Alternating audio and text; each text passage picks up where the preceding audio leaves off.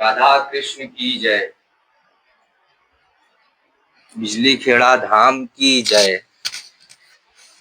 जैसे कि आप लोगों ने पिछले प्रसंग में सुना, भरत जी ने बताया था कि इतने पापकों को लगे मुझे, सो बताया। अब आगे गुरु वशिष्ठ जी आते हैं। गुरु वशिष्ठ जी आए। गुरु वशिष्ठ जी ने सबको समझाया, समझाकर शांत किया और भरत से कहा, बेटा भरत धैर्य रखो, धैर्य कर सुनिए। गुरु वशिष्ठ जी समझा रहे हैं, सोचिय पंडित वेद न जानई, त्यागी धर्म निज भोग रमा।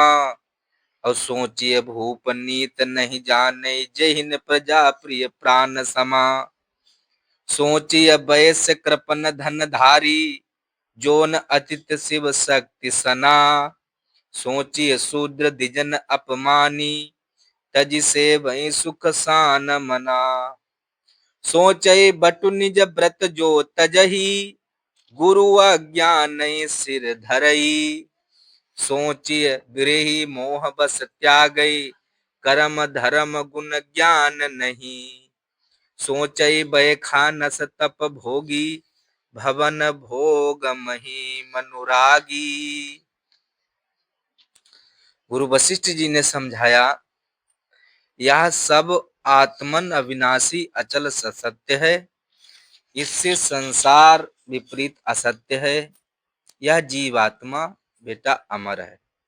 भरत, यही ज्ञान सर्व साधनों का मूल है। बेटा भरत, इसलिए हम तुम्हें बता रहे हैं, ताते भरत शोकत जी दीजे, लौकिक काज भूप को कीजे। सुनहु भरत मन मिटिय गलानी, उठे भरत कही भला भवानी।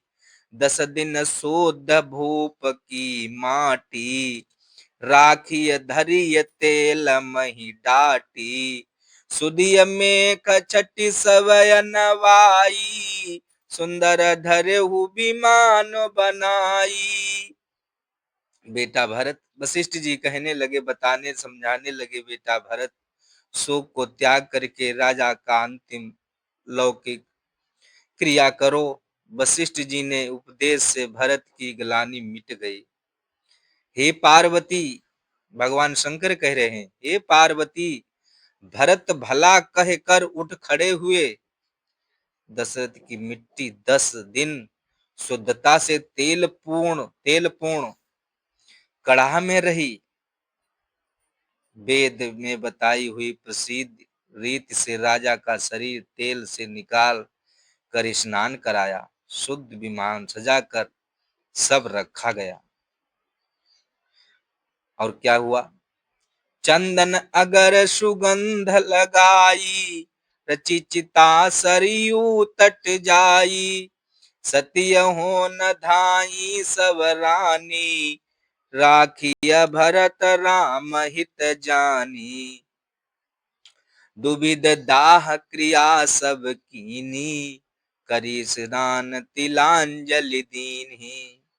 छठी बैसाख सुदी से माना, किन भरत 10 गात विधाना। चंदन अगरादि से बहुत भार लेकर सरयू के पास में बड़ी सुंदर विशाल चिता रचवाई। सब रानियां सती होने को चली, पर भरत ने अति विनय कर राखी और कहा, वे भी राम के दर्शनों की आशा से रह गईं। राजा के सबका विधि विधान से दाह संस्कार कर सबने स्नान करके भरत के साथ रानी, मंत्री, पुरोहित ने, राजा को सबने तिलांजलि दी। बैसाख शुक्ल पक्ष छठी को दाह संस्कार हुआ। उसी दिन से मान 10 दिन तक भरत ने विधान से दशागत किया। हाय हाय मैं मारा गया, हाय मेरे बाण किसने मारा, हाय मैंने किसका क्या बिगाड़ा है। हाहाकार सुनकर वहां गया तो क्या देखा, तापस के शरीर में 3 चुभ रहा है। तापस तपसी के शरीर में बाण चुभ रहे। तो उसी समय तापस ने कहा, राजन तुमने हमें किस अपराध में मारा है। मैं अपने माता पिता के लिए पानी भरने को सरयू शुभ घाट पर जानकर आया था। ये बात मेरे बंधुओं आप लोग समझ गए होंगे, श्रवण कुमार की है। जब श्रवण कुमार अपने माता पिता के लिए जल लेने के लिए गए थे, अंधे माता पिता थे जो उद्दालक मुनि और माँ चंद्रकला उनको तीर्थ करा रहे थे। तब कहा था, बेटा हमें प्यास लगी, हमें जल पिलाओ। तो ये कांबर को अपनी वृक्ष पे टांग करके जल भरने के लिए गए थे। जैसे ही जल डुबाया, अपना लोटा डुबाया घड़ा, तो आवाज आई भब भब की। उसी समय शब्द वेदी राजा दशरथ शिकार खेल रहे थे। तो उन्होंने बाण को छोड़ दिया था जो जाकर के श्रवण के सीने में लगा था। आगे सुनिए। प्यासे अंधे मात पित देखत हुई हैं बाट। श्रवण कह रहे हैं, हाय चुभे सर अंग में प्राण हल यही घाट। हाय मेरे माता पिता प्यारे, अंधे मेरी बाट देख रहे हैं। हाय मेरे अंग में बाण चुभे।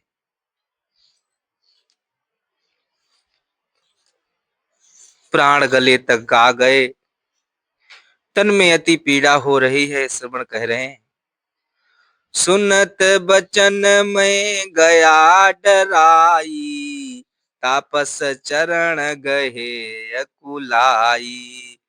हाय पाप हमने करी डारा, अवध भूप सुनि कहा कुमारा। हमन विप्र पडारौ न मोही, दिज हत्यायब लगई न तोही। पिता वैश्य माता शूद्रानी, श्रवण नाम मेरा जग जानी। यह सुनकर मैं डर गया। ये दशरथ बता रहे थे कहानी। दशरथ कह रहे, यह सुनकर मैं डर